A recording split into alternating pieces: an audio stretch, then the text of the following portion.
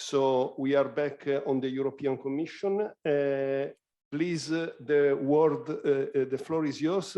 Just for everybody, we have a presentation from Dr. Pleguezuelo, which will be provided to, as all the rest, to everybody. So it will be quick, but then much more in the presentation. Thank you. The floor is yours.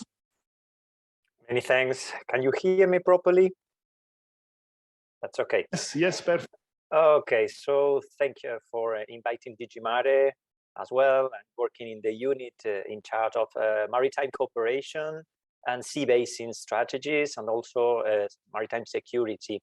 And I would like to share with you that the European Commission last May adopted a new communication setting a new approach for a sustainable blue economy in Europe. You know that we had the concept of the integrated maritime policy from 2008, and then there was the concept of blue growth that we were talking from 2012. But now, after the European Green Deal, we talk about the sustainable blue economy.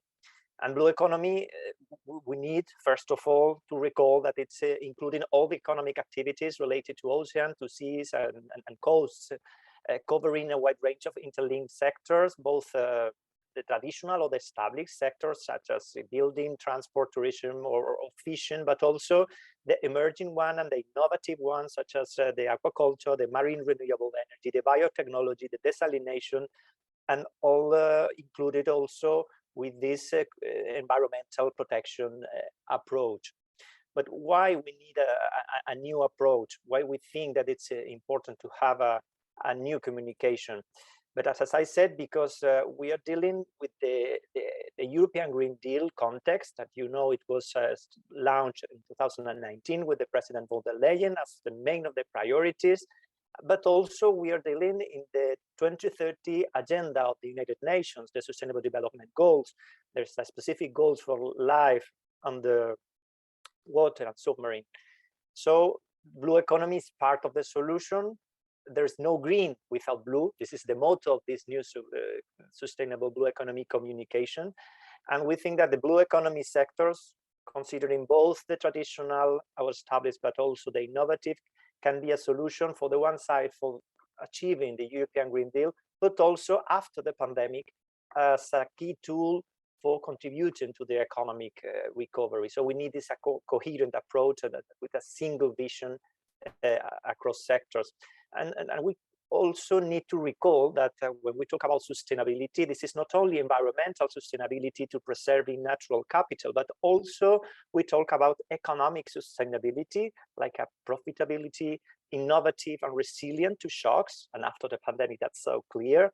And thirdly, also the social sustainability, because the blue economy provides benefits for current and for future generations, such as food, for instance.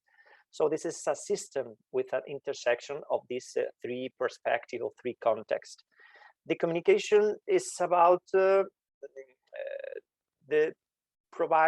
providing the direction and sets the principles that could guide public and private initiatives on the one side, but also is describing what the Commission proposed to intensify efforts, mobilizing all its policies and instruments. It's totally cross-sectorial, totally horizontal, totally transversal, with this holistic approach and in coherent with other legislative initiatives such as the Farm to Fork strategy or biodiversity strategy of the European Union, or others such as the offshore energy.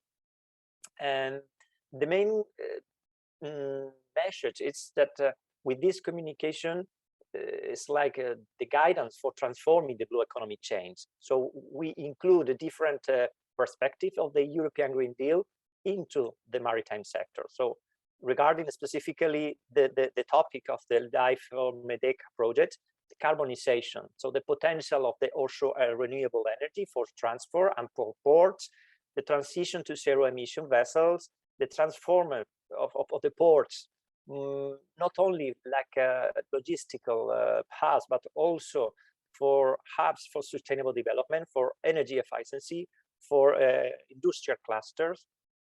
But secondly, apart from decarbonization, we need to include the biodiversity and coastal resilience. So we tackle other traditional sectors such as tourism, which must be a new diversify and eco-tourism, protecting, restoring coastal and marine environments and ecosystems, and investing in nature-based solutions, valuing the natural capital through this new approach, sustainable for the tourism.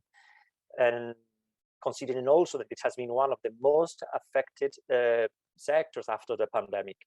Thirdly, considering the responsible food systems, meeting the common fisheries policy with sustainability standards, but also implementing the strategic aquaculture guidelines, new guidelines, but also fisheries, aquaculture, and thirdly, investing in macro and in micro algae as a source of biotechnology, important for cosmetic, for pharmaceutical, for food.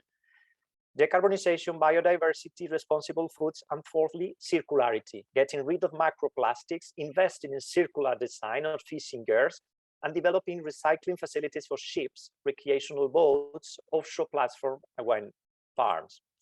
So we need for support this development, this new sustainable development, this new approach, we need to consider, as has been pointed by the previous speaker, the ocean knowledge, the importance of the knowledge. And there are several initiatives at the Ocean Observation Initiative, the expansion of the Copernicus Marine Service, the Blue Observatory.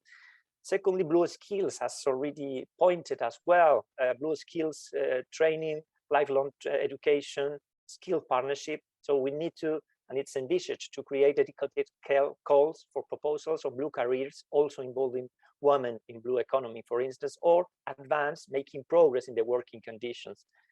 Thirdly, investment. That's so important to develop the EU taxonomy for sustainable blue economy finance initiative, taking stock of all the different financing sources. Blue Invest platform is important for the SMEs, for instance, but also considering the different sources of cohesion policy funds, and also the MFAP, the European Maritime and Fisheries and Aquaculture Fund.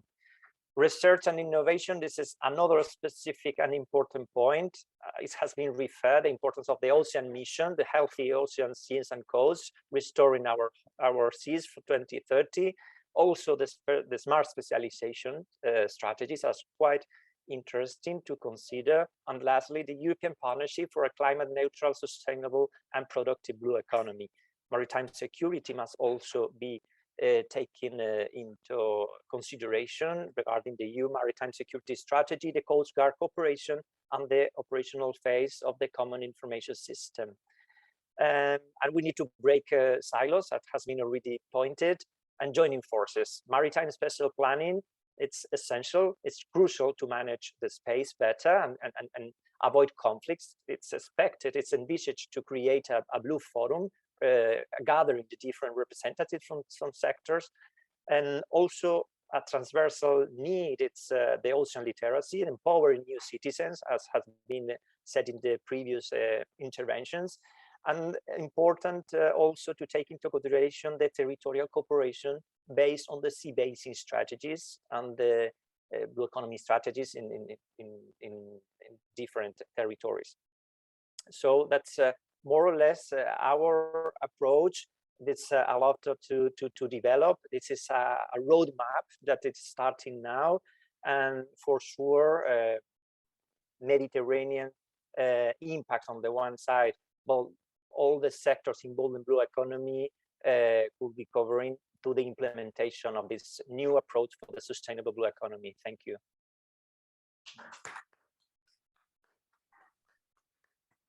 Many thanks to DG Mare and to Dr. Pleguezuelo for illustrating all the wide palette of activities that DG Mare is supporting.